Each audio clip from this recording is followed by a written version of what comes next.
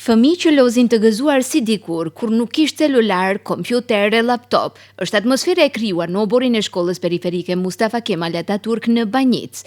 Kjo pasi që shoqata humanitare Dr. Trajqen Shkovski nga Gostivari ka bërë donacion rekuizita sportive për rregullimin e këndit të lojrave pranë kësaj shkolle, i cili u promovua sot në prani të përfaqësuesve të shoqatës, kryetarit të komunës së Gostivarit, përfaqësues të menaxhmentit të shkollës si dhe banor të lagjes. Eman Shkovska nga shoqata Dr. Trajqen Shkovski tha se ideja e këtij projekti lindi nga prindërit e fëmijëve dhe se ata ju përgjigjën me realizim në mundësinë e parë që ju erdhi. Falenderon të gjitha ata që ndihmuan financiarisht projektin, ndërsa apelon që të gjithë të kujdesen për të njëjtin, me qëllim që fëmijët ta shfrytëzojnë sa më gjatë. Со голямо задоволство го уредивме дворот во подрачното општинско основно училиште Mustafa Kemal Atatürk во населба Банjica. Me shumë kënaqësi rregulluam oborin e shkollës fillore komunale periferike Mustafa Kemal Atatürk në Banjic, në përputhje me mundësitë hapësinore, me qëllim që fëmijëve që mësojnë në këtë shkollë dhe atyre që rriten në këtë lagje, t'u sigurojmë një vend ku ata mund të luajnë sport, të ndjekin orët e edukimit fizik, të kenë një vend për një mjedis të shëndetshëm dhe rritje të shëndetshme. Ideja erdhi nga disa prindër dhe ne si shoqat me përgjegjësi shoqërore menjëherë i u afruam realizimit.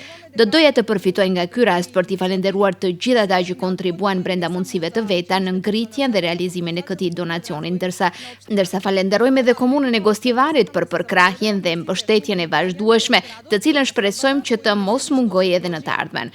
Dua të bëj edhe një apel që të gjithë të kujdesemi për këtë hapësirë të rregulluar dhe fondet e dhuruara në mënyrë që fëmijët dhe qytetarët i përdorin për një kohë më të gjatë, thanë Shkovska. Kryetari Valbon Limani e përgëzoi shoqatën Dr. Trajqen Shkovski duke theksuar se komuna gjithnjë do të përkrahë iniciativat e këtilla të nevojshme dhe të dobishme për të rinjt dhe më të vegjëlit. Ai theksoi se ne të gjithë si shoqëri duhet të kujdesemi për të mirat publike sepse vetëm kështu mund t'i gëzojmë të njëjtat sa më gjatë.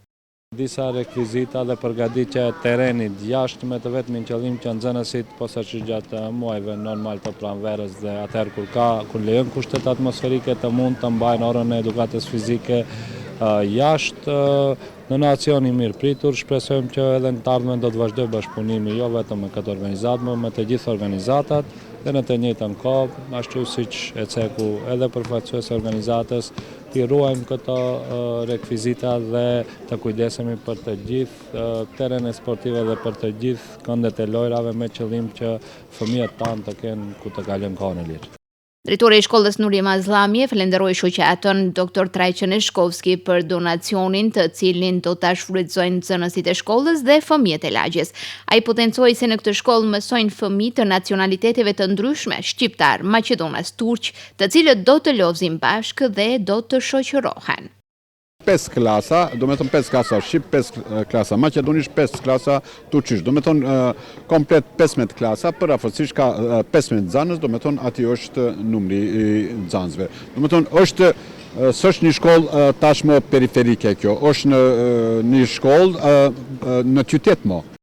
Donacioni i sotëm është vetëm një nga shumë iniciativat e ndërmarra nga kjo shoqatë, e cila ndër vite ka realizuar 10 aktivitete humanitare, gjithmonë në funksion të përmirësimit të jetës qytetarëve dhe në veçanti të fëmijëve dhe të rinjve, duke u bërë kështu një shembull i vërtet i bashkëpunimit me sektoret civil dhe institucioneve publike për të sjellë ndryshime pozitive në shoqëri.